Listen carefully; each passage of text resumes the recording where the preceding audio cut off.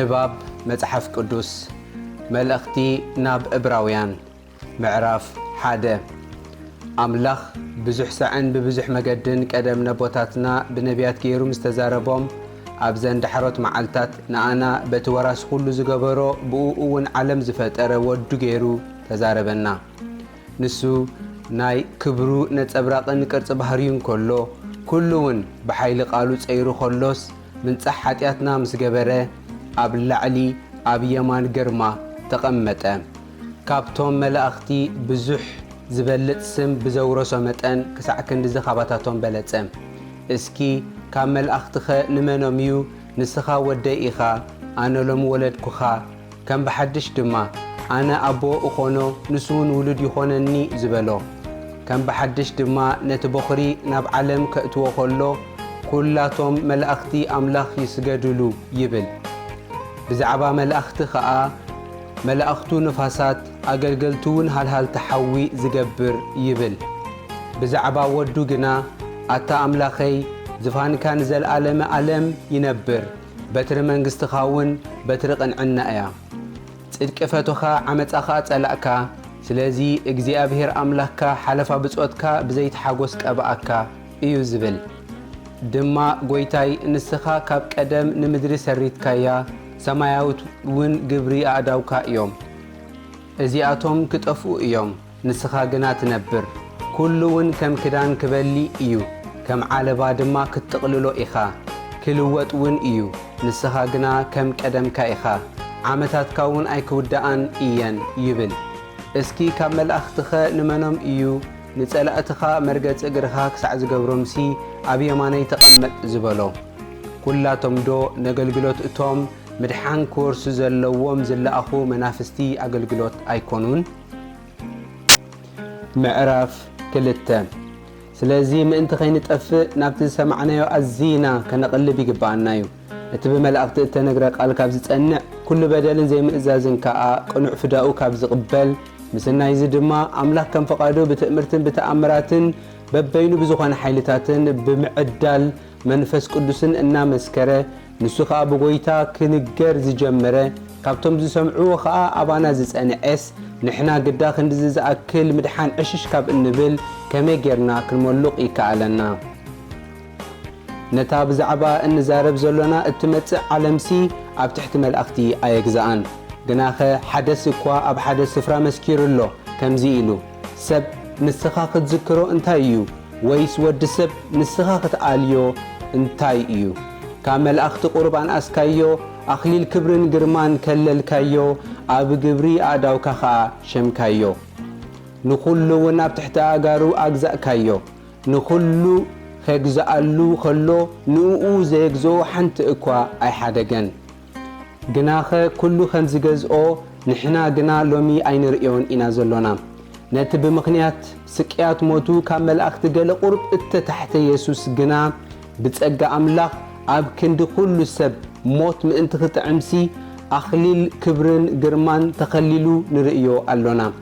اتخلو من انتو خلو ونبوؤو زخانه نبزحات ولود ناب كبري النأتوهم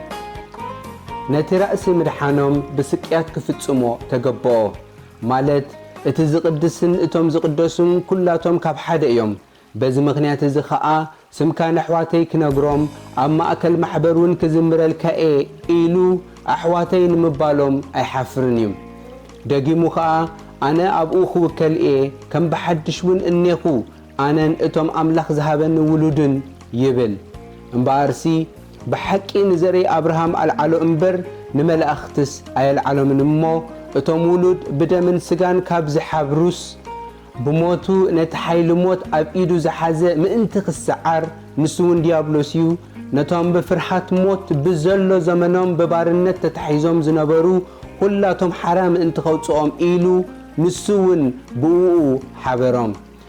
سلازي نتحاتيات هزبي مئنتخ تعرق بناي أملاق زبالة دنقاتن أمونن لك أكهنات مئنتي كخون بخلو نتم أحواتو خمسلهم تقبوه نسو بعلو خفتن كله تسكي يمو نتم زفتنو خردهم يكالويم معرف سلسته سلازي خا أتوم ካብቲ ሰማያዊ ጽዋዓ ግደ ዘለኩም ቅዱሳን ኣሕዋተይ ከምቲ ሙሴ ድማ ኣብ ኩላ ቤቱ እሙን ዝነበረ ናብቲ ነቲ ዝሾሞ እሙን ዝኾነ ኢየሱስ ናይ ምእማንና ሐዋርያን ሊቀ ካህናትን ኣቕልቡ ከምቲ እቲ ሰራሕ ቤት ካብታ ቤት ዝበልጽ ክብሪ ዘለዎ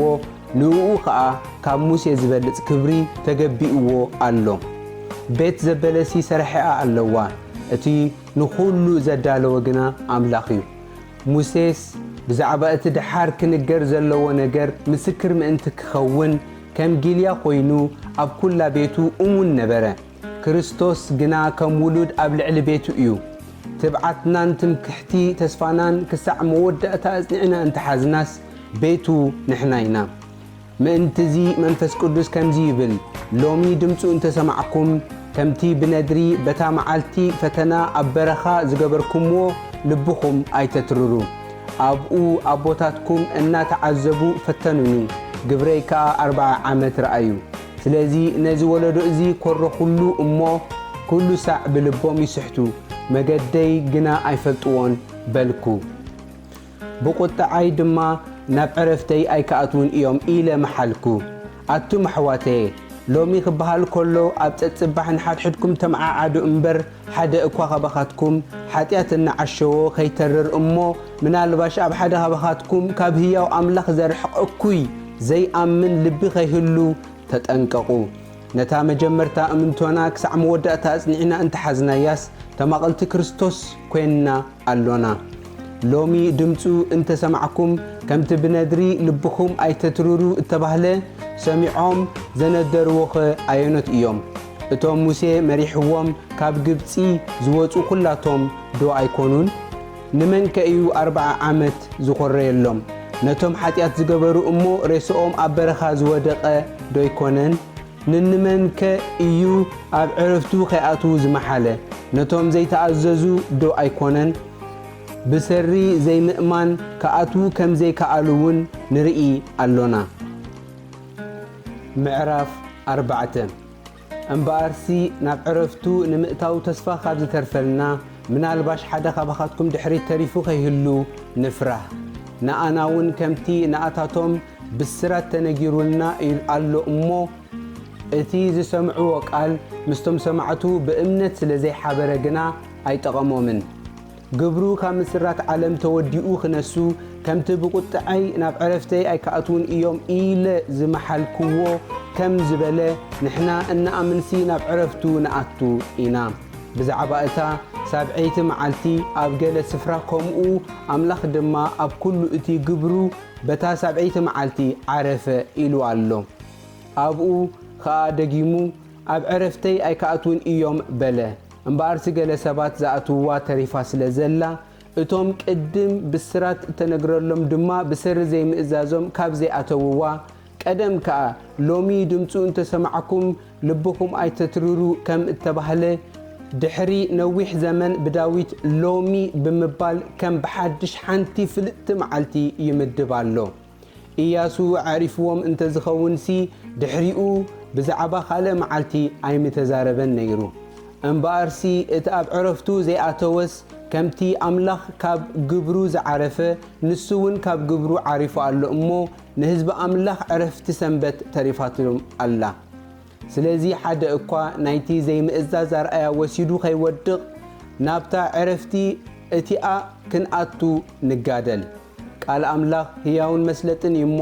ካብ ክልተ ዝኣይፉ ሰይፊ ዝበልሕ እዩ ነፍስን መንፈስን መፈላለዮን ኣካላትን ኣንጉዕን ክሳዕ ዝፈሊ ዝሰጥም ኣብ ምሕላንን ሓሳብ ልብን ከዓ ዝፈርድ እዩ እቲ ጸብጻብ እንህቦ ከዓ ኣብ ቅድሚ ዓይኑ ኩሉ ጋህ ዝበለን ቅልዑን እዩ እምበር ኣብ ቅድሚኡ ዝሕባእ ፍጡር የልቦን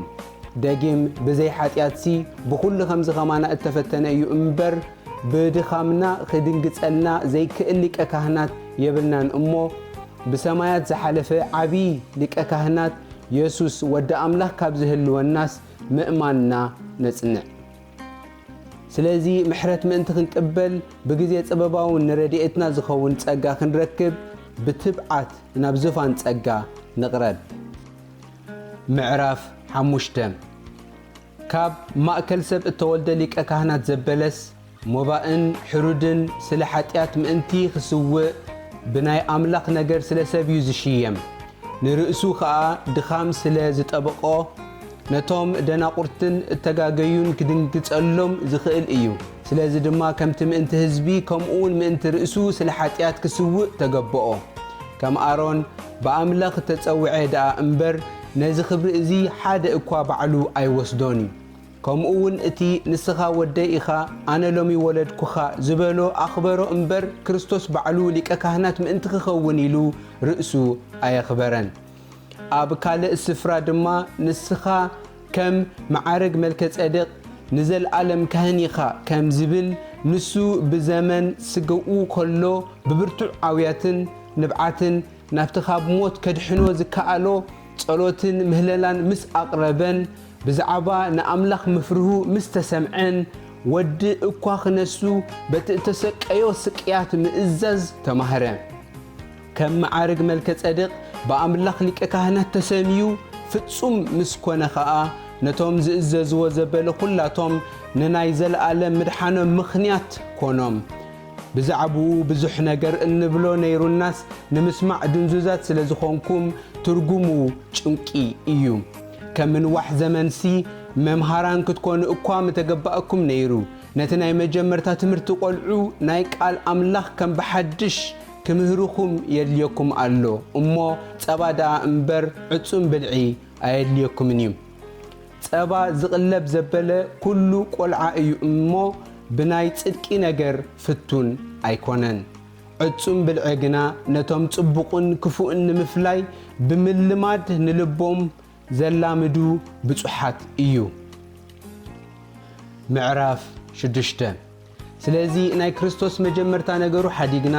ብንስሓ ካብ ምዉት ግብሪ ብእምነት ብኣምላኽ ብትምህርቲ ጥምቀት ብምንባር ኣእዳው ብትንሣኤ ምዉታት ብናይ ዘለዓለም ፍርዲ እውን ከም ብሓድሽ መሰረት ኣይንሰርት እሞ ናብ ፍጻሜ ንሕለፍ ኣምላኽ እንተፈቐዶስ ነዚ ድማ ክንገብሮ ኢና ነቶም ሓደ ግዜ ብርሃን ዝበረሃሎም እቲ ሰማያዊ ህበት ከዓ ዝጠዓሙ ተማቐልቲ መንፈስ ቅዱስ እውን ዝኾኑ እቲ ሰናይ ቃል ኣምላኽን ሓይሊ እታ እትመጽእ ዓለምን ከዓ ዝጠዓሙ እንተወደቑ ንወዲ ኣምላኽ ከም ብሓድሽ ንርእሶም ስለ ዝሰቐልዎ ብግሁድ እውን ዘላግጽሉ ስለ ዝኾኑ ከም ብሓድሽ ንንስሓ ክሕደሱ ኣይከኣሎምን እዩ እታ ብዙሕ ግዜ ነቲ ኣብኣ ዝወረደ ዝናብ ዝሰተየት ምድሪ ነቶም ብዛዕባኦም ዝሓርስዋ ዝጠቅም ፍረ እንተሃበቶም ካብ ኣምላኽ በረኸት ትረክብ እያ እሾኽን ዳንዴርን እንተኣቆለት ግና ንቕፍትን ጥቓ መርገምን እያ መወዳእታ እውን ምንዳድ እዩ ኣቱም ፍቑራተይ ኣምላኽ ነቲ ነቶም ቅዱሳን ዘገልገልኩምዎምን እተገልግልዎም ዘለኹምን ግብርኩም ንስሙውን ዝገበርኩምዎ ፍቕርኩም ዝርስዕ ገፋዒ ኣይኮነን እሞ ብኣኻትኩምሲ ከምዚ እኳ እንተተዛረብና ዝሓይሽን ንምድሓን ብዝኸውንን ንእመን ኣሎና ነቶም ብእምነትን ብትዕግስትን ነታ ተስፋ ዝወርስዋ ምእንቲ ክትመስልዎም እምበር ድንዙዛት ከይትኾኑስ ነፍስ ወከፍኩም ክሳዕ መወዳእታ ንምምላእ ተስፍኡን ንምጽንዓን እዚ ትግሃት ዝኸርኢ ንደሊ ኣሎና ኣምላኽ ንኣብርሃም ተስፋ ክህቦ ከሎ ዝምሕለሉ ካብኡ ዝዓቢ ስለ ዘይተረኽበ ብሓቂ እናባረኽኩ ክባረኸካ እናብዛሕኩ ከብዛሓካ እየ ኢሉ ብርእሱ መሓለ ከምኡ ከዓ ብትዕግስቲ ተጸበየ ነታ ተስፋ ረኸባ ሰባት በቲ ካብኦም ዝዓቢ እዮም ዝምሕሉ እሞ እቲ መሕላ ከዓ መጽንዒ ስለ ዝኾነ ንኹሉ ምጉቶም ይውድኣሎም እዩ ስለዚ ከዓ ኣምላኽ እቲ ምኽሩ ከም ዘይልወጥ ነቶም ወረስቲ ተስፋ ኣዝዩ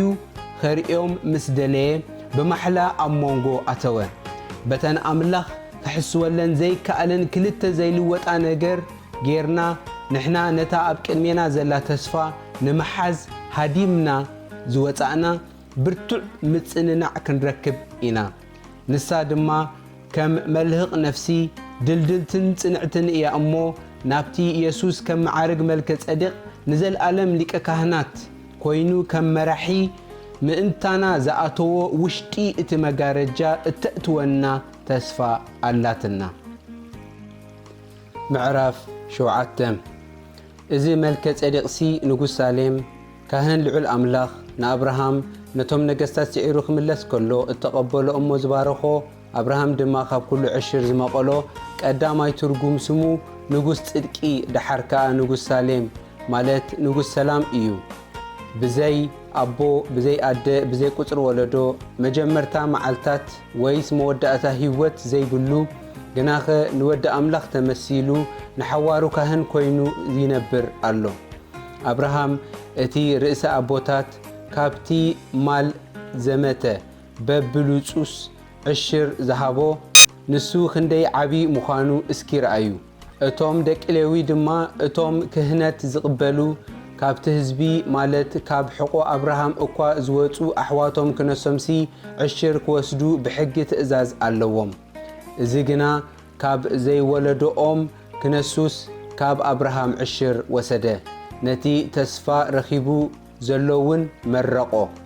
ብዘይገለ ውልውል ድማ እቲ ዝንእስ በቲ ዝዓብዮ ይምረቕ እዩ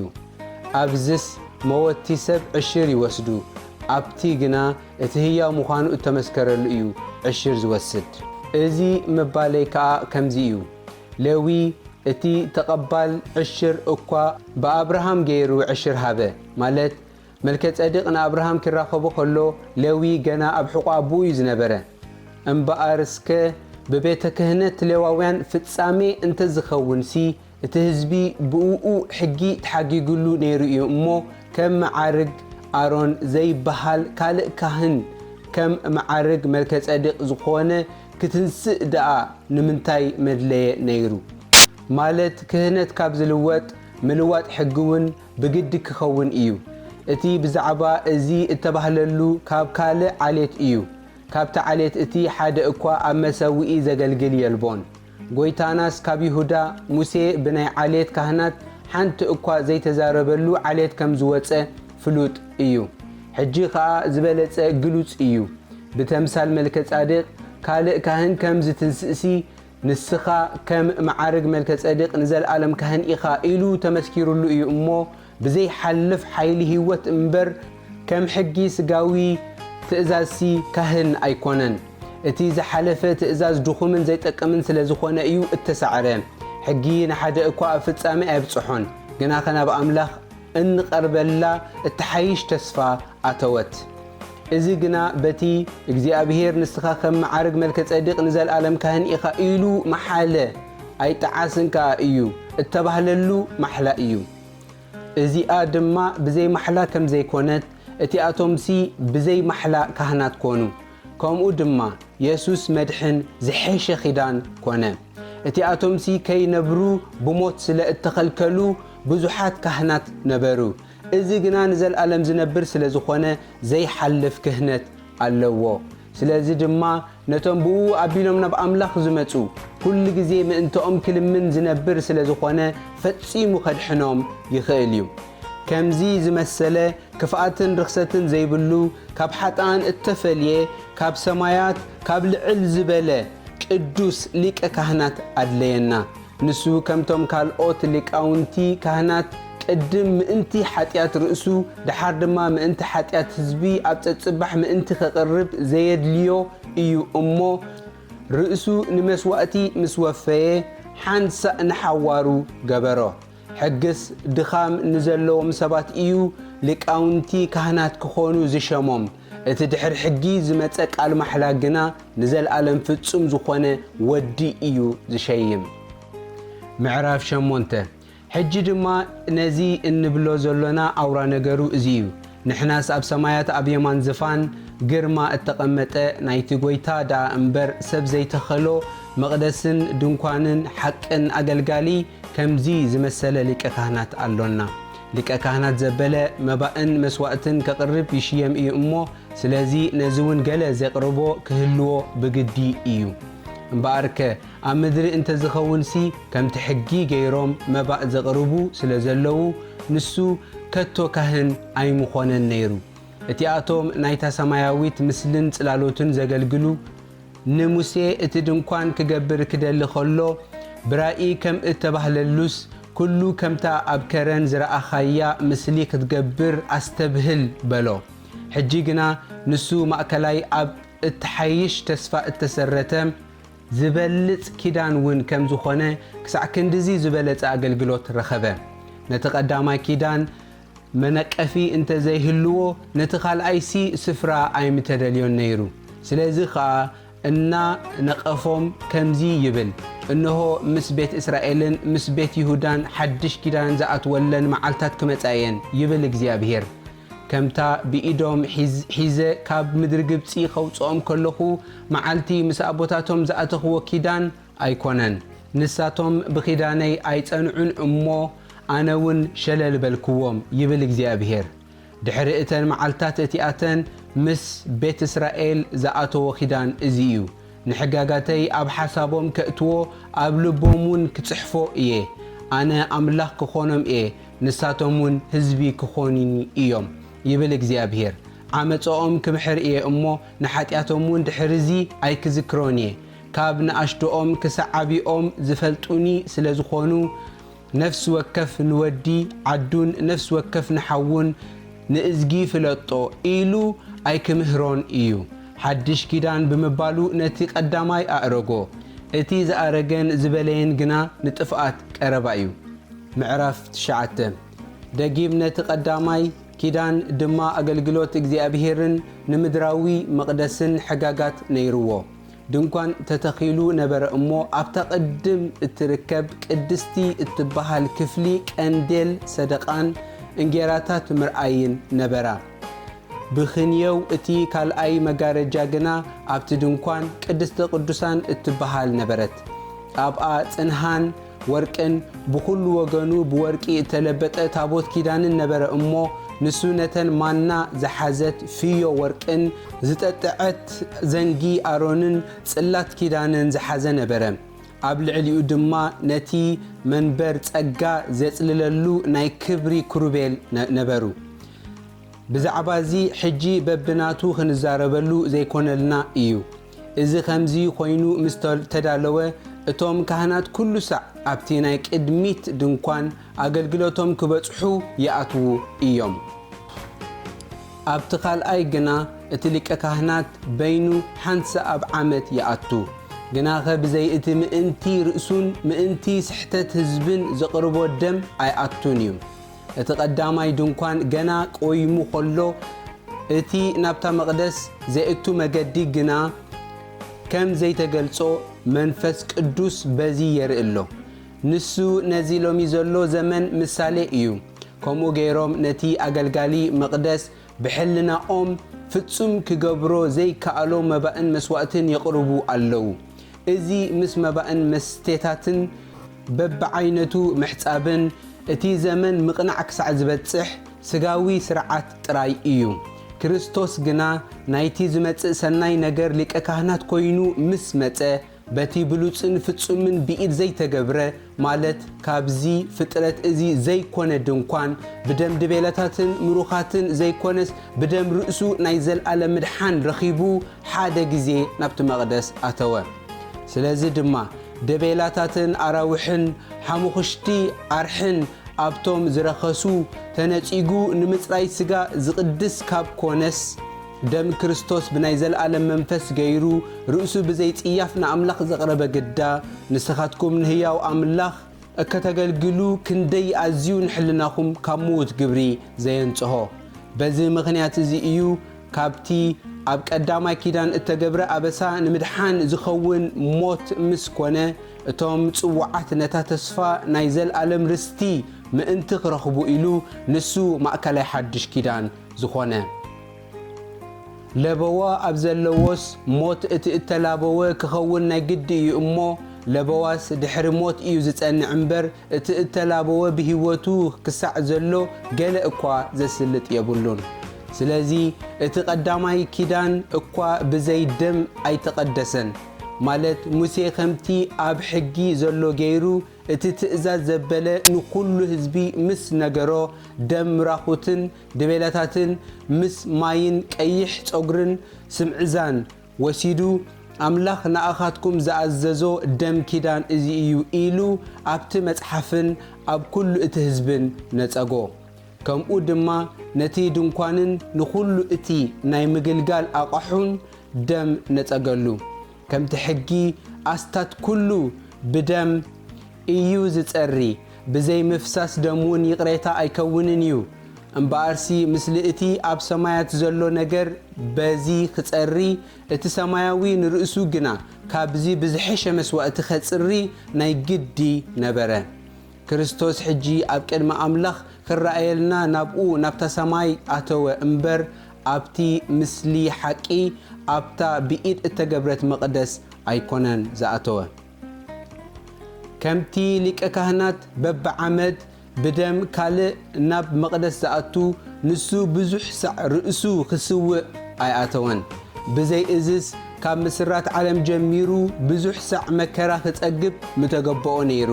ሕጂ ግና ብመስዋዕቲ ርእሱ ንሓጢኣት ክስዕር ኢሉ እዩ ኣብ መወዳእታ ዘመናት ሓደ ግዜ እተገልጸ ከምቲ ንሰብ ሓንሳእ ምሟት ብድሕሪኡን ፍርዲ እተሰርዖ ከምኡ ኸዓ እቲ ንሓጢኣት ብዙሓት ከርሕቕ ኢሉ ሓንሳእ እተሰውአ ክርስቶስ ንምድሓን እቶም ዝጽበይዎ ካልኣይ ግዜ ብዘይ ሓጢኣት ክግለጽ እዩ ምዕራፍ 10 ሕጊ ጽላሎት እቲ ዝመጽእ ሰናይ ነገር ከለዎ መልክዕቲ ቁም ነገሩ ዘይኮነስ በቲ በብዓመቱ ኩሉ ሳዕ ዝስውእዎ መስዋዕትታት ነቶም ዘቕርብዎ ከቶ ፍጹማት ክገብሮም ኣይከኣሎን እዩ ግናኸ ኣብ ዓመት እዩ በእኡ መዘከርቲ ሓጢኣት ዝኸውን ከምዚ እንተዘይከውንሲ እቶም መስዋዕቲ ዘቕርቡ ሓንሳእ ካብ ዝነጽሁ ኣብ ሕልንኦምን ደጊም ሓጢኣት ካብ ዘይህልዎም ካብ መስዋዕዶ ኣይመዓረፉን ነይሮም ማለት ደም ኣብዑርን ድቤላታትን ሓጢኣት ከርሕቕ ኣይከኣሎን እዩ ስለዚ ናብ ዓለም ከኣቱ ኸሎ ይብል ስጋ ኣዳሎኻለይ እምበር መስዋዕቲ ሕሩድን መስዋዕቲ ብልዕን ኣየዳሎኻን ብዝሐርር መስዋዕትን በቲ ስለ ሓጢኣት ዝስዋእን ባህ ኣይበለካን ሽዑኡ ኸዓ ኣነ እንሆ ኣብቲ መጽሓፍ ብዛዕባይ ጽሑፍ እዩ ወኣምላኽ ፍቓድካ ክገብር ኢለ እመጽእ ኣለኹ በልኩ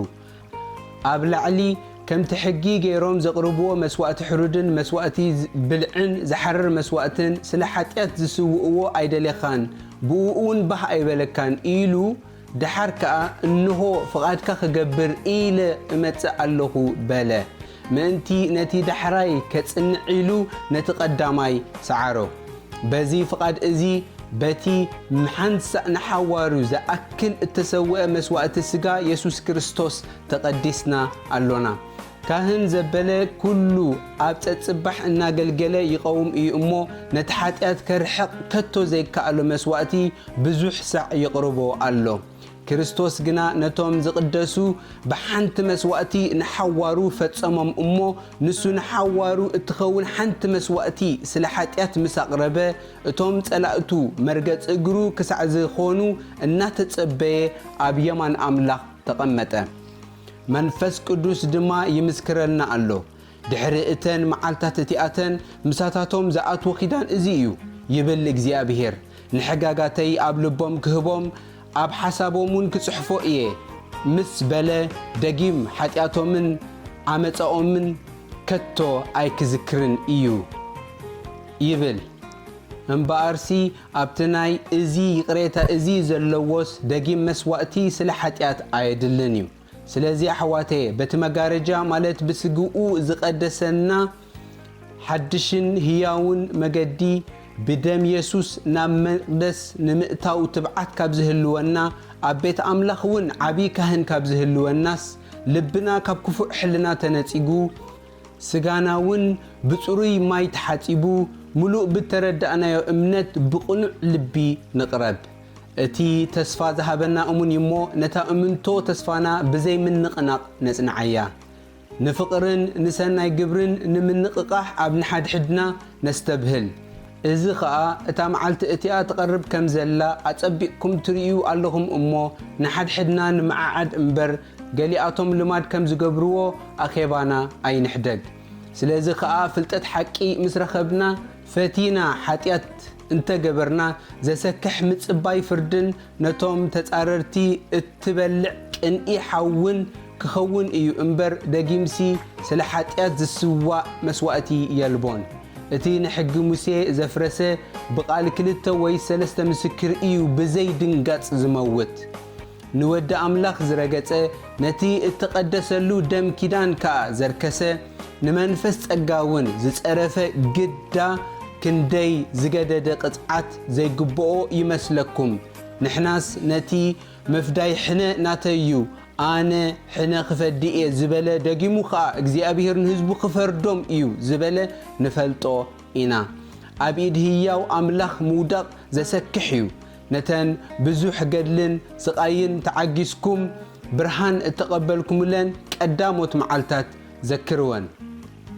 بحد وجن بتصرفن بتصببان ملاقتي خوينكم بحد وجن دما مستم كمزز مسألة زبطحهم سبات تماقلتي خوينكم زحيشن زنبرن جنزب أبسماي كمزلكم فليتكم مستم سورات انتخونه مكرات أجبكم مجبات جنزبكم دما انتخونه بحاجوس تعجزكم بارسي نتبزح عسبي زلوا تبعتكم أي تدربيوه فؤاد أملاخ ناقبركم نتا تصفى من انت قتورسوا تعجستي يليكم يو مالت جنا أزيو قرب زمن إيو اتزمت خمت إيو أي كدونجن كأيو تصادق جنا بأمنة إيو زنبر دحريت انت تملس دما نفسي بوقوبه أي بلان إيو نحنا جنا مستوم مدحان نفسهم كرخبو زامنو انبر مستوم نابت أفقات ندحريت زملسو أي كونان معراف 11 እምነት ግና ነቲ ተስፋ ዝግበሮ ነገር ርግጽ ምግባር ናይቲ ዘይረአ ነገር ምርዳእ እያ ባእዩ ነቶም ዓበይቲ እተመስከረሎም ዓለም ብቓል ኣምላኽ ከም እተፈጥረት ከምኡውን እቲ ዝረአ ካብ ዘይረአ ከም ዝኾነ ብእምነት ነስተውዕሎ ኣሎና ኣቤል ካብ መስዋዕቲ ቃኤል ዝበልጽ መስዋዕቲ ንኣምላኽ ብእምነት ኣቕረበ ኣምላኽ ብናይ ሞባኡ ክምስክረሉ ከሎ ጻድቕ ምዃኑ በኣኣ ተመስከረሉ በእምነቱ ከዓ ገና በኣኣ ገይሩ ይዛረብ ኣሎ ሄኖክ ሞት ምእንቲ ኸይርኢ በእምነት ገዓዘ ቅድሚ መግዓዙ ንኣምላኽ ከም ዘስመረ ተመስኪሩሉ ነበረ እሞ ኣምላኽ ስለ ዘግዓዞ ኣይተረኽበን ብዘይ እምነት ግና ንኣምላኽ ከስምሮ ኣይከኣልን እዩ እቲ ናብ ኣምላኽ ክመጽእ ዝደሊ ንሱ ከም ዘሎን ነቶም ዝደልይዎ ዓስቢ ከም ዝህቦምን ከኣምን ይግብኦ እዩ ኖህ ብዛዕባ እቲ ገና ዘይተራእየ ነገር ራእይ ምስ ረአየ ብፍርሃት ኣምላኽ ተደሪኹ ብእምነት እዩ ንምድሓን ቤቱ እትኸውን መርከብ ዘዳለወ በኣኣ ገይሩ ንዓለም ኾነና ነቲ ብእምነት ዝርከብ ጽድቂ ከዓ ወራሲ ኾነ أبراهام نبتي نرستي كقبلو التأمملو سفرة كواتس مستتوعة بإمنة تأززة نبي كم زخيد كيف لتأون واتس نتا أملاخ زهاناتي أن سرحي أن مسرت زلوا ختما يتسبس لزنبرة بإمنة أبتا مدر تسفى كم أب مدر قوانا خوينو تقمت أمو مستوم نزا تسفى زي أموارستو يسحقن ياقوبن أبدون قواني نبرة سارا أكوا جزي أمس حلفة نتي تسفى ذهب أمون جيرا سلازرآيتو زرقي نمتكال بإمنة حيلي رخبت سلازد ما كاب حدا نسون كم موت كنسوس كم كواخبتي سماين كم تي زي كتسر أب جم بحر زر الحسان زم بزحوم تولدو إزي كلاتهم نتن تسفاتات أي رخبوانن جناخ كاب رحوق رئيهم تسالموان أمو أبزا مدرزيئة أجايشن سدتنياتن مخانم إن تأمنوا بإمنة موتو إتوم كم زبالو خا هجرهم كم زدليو يرئيو اللو نتا زوتولا هجر حسيبهم انت زخونوس كملسو جزين يروم حجي جنا التحيش مالت سماياويت ينافقو اللو سلازد ما أملاخ كتما أداليو اللوم اللو أمو أملاخهم كبهال بأتاتهم أي حفرنيو أبراهام مستفتنا بإمنة يسحق سواه اتتسفى التقبل نتي بيسحق زرقي كتسوع الكأيو التبهيل اللو زنبر حدا ودو وفيو أملاخ كموتات دما كتنسؤو كم زكالو حسيبو كم اون بمثالي مليسو رخبو يسحق بنايتي زمتسئ نجر ياقوبن نئساون بإمنة بارخوم ياقوب كموت كله ندكي يوسف ንነፍሲ ወከፎም ብእምነት መረቆም ኣብ ኣንፊ በትሩ ተመርኪሱ ከዓ ሰገደ ዮሴፍ ኣብ ኣጋሞቱ ብዛዕባ ምውፃእ ደቂ እስራኤል ብእምነት ኣዘከረ ብዛዕባ ዕፅምቱ እውን ትእዛዝ ሃበ ሙሴ ምስ ተወልደ ወለዱ ጽቡቕ ሕፃን ምዃኑ ርእዮም ብእምነት 3 ወርሒ ሓብእዎ ኣዋጅ እቲ ንጉስ እውን ኣይፈርሁን ሙሴ ምስ ዓበየ ወዲ ጓል ፈርዖን ከይበሃል ብእምነት ኣበየ እሞ ካብ ንግዚኡ ብሓጢኣት ባህ ዝብሎስ ምስ ህዝቢ ኣምላኽ ደኣ መከራ ክጸግብ ሓረየ ናብቲ ዓስቢ ጠመተ እምበር ካብ መዝገብ ግብፅስ ነቲ ጸርፊ ክርስቶስ ኣዝዩ ብዙሕ ሃብቲ ገይሩ ቆጸሮ ነቲ ዘይርአስ ከም ዝርእዮ ኮይኑ ተዓጊሱ ጸንዐ እምበር ነቲ ዘይርአስ ከም ዝርእዮ ኮይኑ ተዓጊሱ ጸንዐ እሞ ነቲ ኹራ ንጉስ ከይፈርሄ ብእምነት ንግብፂ ሓደጋ እቲ በኹሪ ዘጥፍእ ዝነበረ ምእንቲ ከይቀርቦም ብእምነት ፋስጋን ምንጻግ ደምን ገበረ ብእምነት ከም ብንቁፅ ምድሪ ገይሮም ንባሕሪ ኤርትራ ተሳገርዎ ግብፃውያን ግና ከምኡ ክገብሩ ምስ ፈተኑ ተዋሕጡ ቀጽሪ ያርኮ 7 መዓልቲ ምስ ዞርዎ ብእምነት ወደቀ ረሃብ እታ ኣመንዝራ ነቶም ሰለይቲ ብሰላም ስለ እተቐበለቶም ብእምነት ምስቶም ዘይእዙዛት ኣይጠፍአትን እሞኸ ብዛዕባ እኒ ጊደዎን እኒ ባራቕ እኒ ሳምሶን እኒ ይፍታሄ እኒ ዳዊትን ሳሙኤልን ነቢያትን እንታይ ክብል እየ ብዛዕባኦም ከየዘንትወልኩም ጊዜ ይሓፅረኒ እዩ ንሳቶም ብእምነት ንመንግስትታት ሰዓሩ ጽድቂ ገበሩ ነቲ ተስፋ እተገብሮ ረኸቡ ኣፍ ኣናብስ ዓፀዉ ንሓይሊ ሓዊ ኣጥፍኡ ካብ ስሕለት ኣስያፍ ድሓኑ ካብ ድኻም በርትዑ ኣብ ውግእ ሓየሉ